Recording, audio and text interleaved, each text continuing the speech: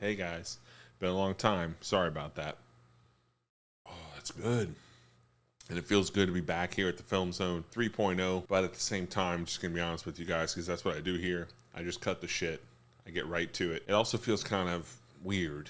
Everything seems out of place these days. Nothing seems right anymore. We're living in this bizarro time right now, and case in point is movies like Terrifier 3. The fact that they get made, the fact that we go see them, the fact that I have to talk about them, it's just proofs in the pudding, if you know what I'm saying. And I'm going to break down exactly why it's the worst horror movie of the year, okay? And this is not coming from some fake fat-ass loser horror movie nerd guy. I mean, there ain't no fakeness about this. I've been watching these things since I was a little kid. I got the VHSs. I got all this. I got Terrifier. I got Chopping Mall. I got millions of dollars probably worth of VHS crap that I've been collecting for a long time. It's just collecting dust, and it's eventually going to be in a fucking landfill. Basically, horror movies used to be made for little kids, for teenagers. That's who the target audience was, right? And now little kids aren't afraid of that sort of thing. They're not afraid of the boogeyman and stuff like that. The only thing they care about is their phones and I guess getting shot in the face at school. Like, they're scared of that, I guess, a little bit. So horror movies is the sad state of affairs where they're just made for old fat ass losers that look like me. That's just the reality. So the target demographic for this shit has shifted from little dumb kids to old fat neckbeard losers. And when you have that much distance, that much detachment from the material and the reality of it, it's going to create movies like this, Terrifier 3. All this stuff, it's not even movies anymore. They're just products trying to fill this void. I mean, my whole house, everything I own is trying to fill some void in my soul, some emptiness with VHSs of horror movies that no one ever even really liked. Little kids don't know what clowns are. Like, they don't have any frame of reference for the world of movie stuff that we live in anymore. It's all irrelevant. You know what I mean? So maybe we should just start making CGI, Mario, Roblox stuff because they have no idea what any of this shit's about. And just between you and me, personally, this is my personal opinion. Okay? What do I know? I've only seen 40,000 movies. I've got 10,000 in my house right now. My personal opinion is the only thing worse than a shitty horror movie is a shitty Christmas horror movie. Because Christmas ruins everything. We're going hard on this Terrifier 3 bullshit movie thing.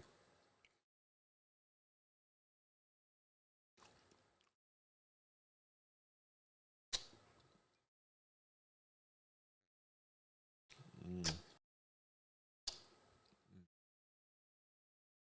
Mm. Mm. Mm.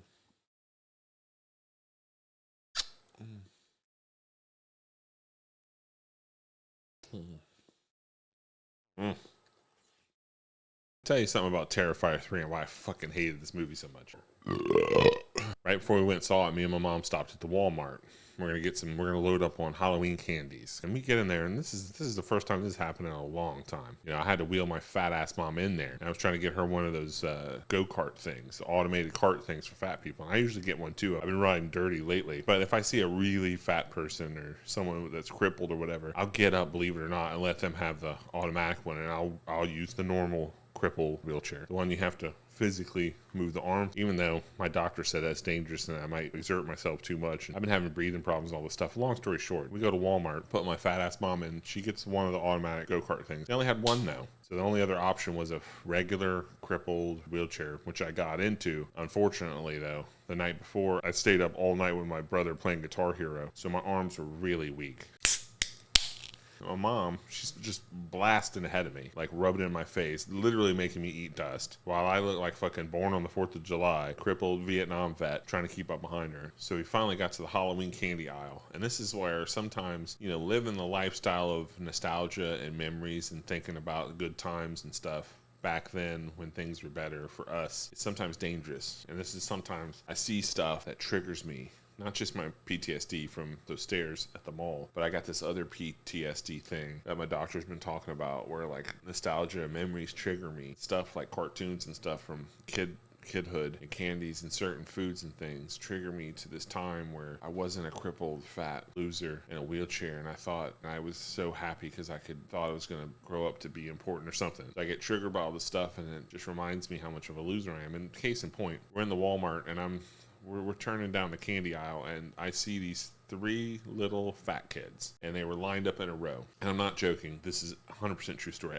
They looked like they were triplets, like 3 little twins. And they were there with their mom, and she was just busted and angry and tired and beaten. And you could tell her clothes were real old and worn. She had giant sacks under her eyes. She was miserable. She was hunched over the cart, and she had a pen and paper, and she's one of those people that still makes a physical list on paper with a pen, and she was trying to figure out what they had left to pick up and things they needed for groceries and stuff. And her little 3 kids were standing looking at the Halloween costumes. No one knows the pain of not being able to celebrate Halloween more than fat kids. And I saw these 3 little kids. They were fat ass little tubs of shit standing there lined up. They literally looked like 3 bowling balls with feet. I've never seen human beings so spherical in my life. They didn't even look real. They looked like 3 perfectly round butter balls. I should have took a picture. You wouldn't believe it. And they were just they were standing in place, their little fat bodies, and they were all just looked like this. And they all had sodas and chips in each hand, and they were eating, and they were just staring like this at the costumes. All 3 of them like that. And they couldn't breathe. And they had, you can't see because of my beard, but they all had double chins and tits, and they were perfectly round, and they were just sitting there stuffing their faces and eating and just sad, just looking at the costumes and dreaming about the things they wish they could be. And that really hit home, struck a chord with me. It was the saddest thing I'd ever seen, because those kids are fucked. You know what I mean? They are fucked. And I don't care what anybody says. Nobody knows that pain of being that little fat kid who can't even dream of being something, because you're on a day-to-day basis, you are face-to-face with the reality in the mirror or at the Walmart or being bullied by your fellow classmates that you are worthless, that you are a fat bowling ball, perfectly spherical tub of shit that will never amount to anything. And these costumes in front of you, none of them will fit your fat, disgusting ass. So these little kids, all of them were just sitting there eating, staring at the costumes and looking at the pictures on the costumes of these perfect little beautiful skinny children having the times of their life. And it's not even these little fat kids' fault. Sometimes it is. Some kids are just greedy. They eat too much, period. They're lazy. You know what I mean? I saw in those kids what I saw in me, what I see in me, and saw when I used to see myself and stuff and think about me when I was younger. I saw me in them, and I saw the big genes, the big bones, and the parents that forced them and me to eat the way that I do and to become the way that I am. It just broke my heart. I was standing there just shocked looking at this, thinking about all of these experienced things, and it hit my PTSD. And I went to tell my mom, it's like I'm having some kind of PTSD attack, panic thing. I need my medicine. She said, sorry, baby, I don't have your medicine. And I said, well, get me some fucking M&Ms quick. And she went to the M&Ms, the little Halloween M&Ms. She broke open a big bag of them, and I started stuffing my face, thinking about all this trauma stuff and PTSD things and fat kids and stuff. And it's just, you never know. Life is cruel a lot of times, all the time when you're fat, when you're a fat-ass loser. And that hurt. And then, you won't believe this, I'm coming back down from the M&Ms. And this fucking soccer mom comes flying down the aisle. She's chasing after her kid, and he looks like Dennis the Menace. Like, for real. Like a little blonde kid, and he's just running up and down the aisle, taking things off the shelf and breaking them on the ground, and laughing like a fucking goblin. And he's throwing stuff in the air, and all I hear is the mom running behind him. Really happened today. The mom's running behind him going, Maverick, Maverick, Maverick. And like a half-hearted, like she wasn't really mad. She was like excited. It was really bizarre. And she kept screaming his name, which was Maverick. And then this kid's like 2 or 3, like a little brat. She came and stopped next to us, like half out of breath, screaming down the aisle, Maverick, get back here, you little devil, like that, screaming Maverick. And she stopped and looked at us, and she's like, what am I going to do with that Maverick? And right then, I'm dealing with all this PTSD stuff, all these emotions and nostalgia things and crap hitting me, and M&Ms, they weren't that good. I wish she would have opened that. The peanut ones. She got the regular, that's okay. But I'm dealing with all this stuff. And I look up at this woman, this beautiful, perfect, blonde woman. Young, obviously has money. Her little Aryan, blonde devil child running down the aisles, the look on her face, which was something like out of a horror movie to me. You know, this is my personal opinion, the way I see things. All of that. And then I panned over and looked at the other family. The mom hanging on for dear life to the basket, trying to make ends of her sandwich meat things end and stuff. And her fat kid standing there basically in a puddle of tears and Mountain Dew, looking at these costumes they'll never be able to fit in. When I saw all this, and especially this fucking woman looking at me with this horror movie smile as she shouted for her son Maverick, I got this feeling that I haven't had in a long time, and I'm not proud of it, and I don't condone it, but it's for the first time in a long time I actually thought about killing this woman, a person. Everyone thinks about killing people, but this one I was very close to doing it. I was thinking about it harder than I had in a long time. I was standing there thinking about choking this woman to death with my bare hands, just so I could wipe that look off of her face. And I wanted to do it in front of her son, Maverick. I wanted him to watch, and I wanted him to never forget it. This is what was playing out in my mind. And deep down, I just wanted that poor fat woman with the fat kids to be proud of me.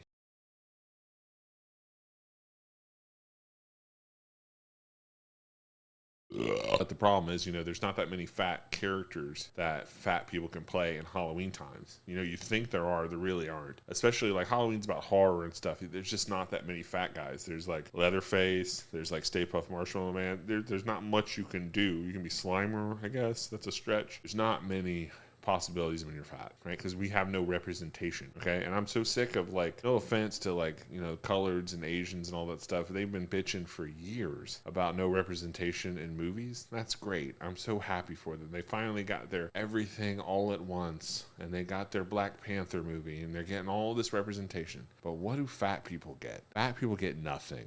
We get no representation. The only thing we get is Mike and Molly, fat ass losers in some sitcom where they're the butt of every joke. That's the reason fat kids don't have any idols or things to want to dress up as. How many times can I dress up as John Candy for Halloween? You see what I'm saying? It gets old. There's no representation in movies, right? Like Woody Allen, he makes movies about Jews in New York City, and Spike Lee makes movies about black people in New York or whatever, some city. But the Jewy and the Blackie stuff is the backdrop.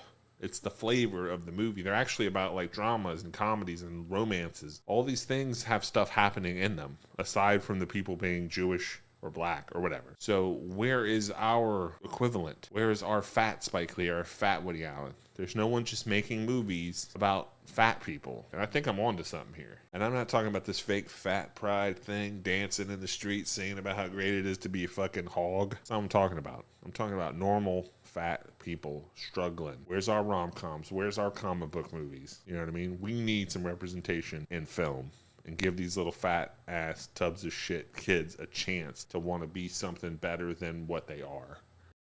What was I talking about? Terrifier 3.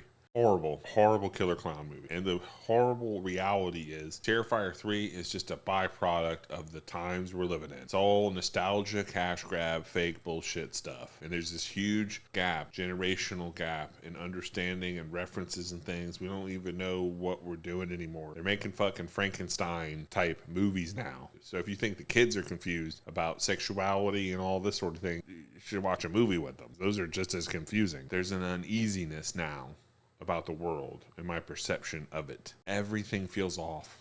Everything feels wrong. But after seeing Terrifier 3, I had this epiphany thing that dawned on me, which is everything is supposed to feel wrong. Because if it didn't feel wrong, we'd all want to live forever like some fucking stupid vampire assholes. Each year, the uneasiness of life grows stronger and stronger in all of us, especially as old people. And that's because death is right around the corner for a lot of us. And this uneasiness that we're feeling is God's way of ushering us in to the next chapter. It's really hard for a lot of old people like me and fat ass loser neckbeards that look like me to understand that life changes. Life moves on without our say.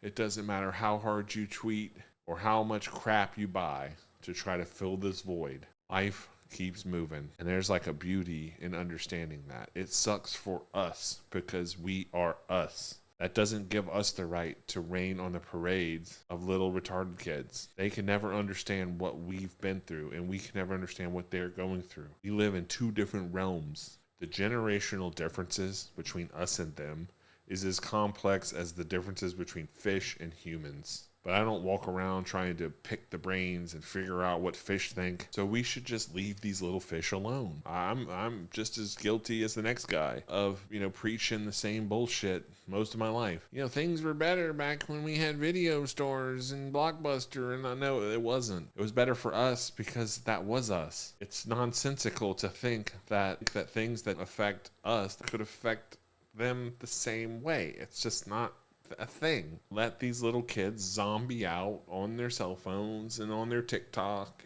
and all that crap, and let them watch their terrible, horrible, soulless, pointless fucking void of a movie that is Terrifier 3. If you like killer clowns that are probably from outer space, go watch that movie. What kids these days like, that's their journey. And sadly, ours is coming to an end.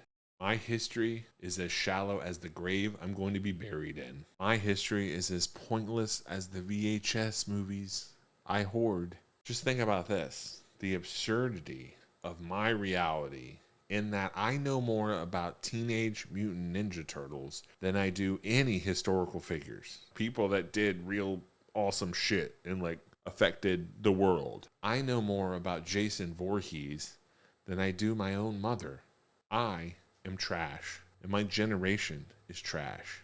Knowing that is half the battle. And I see you, Death. I see you hiding in all this uneasiness. I see you. And I'm ready. I'm ready for you to come and take me. Because I'm not scared anymore. I'm not afraid. Take out the papers and the trash, or you don't get no spending cash.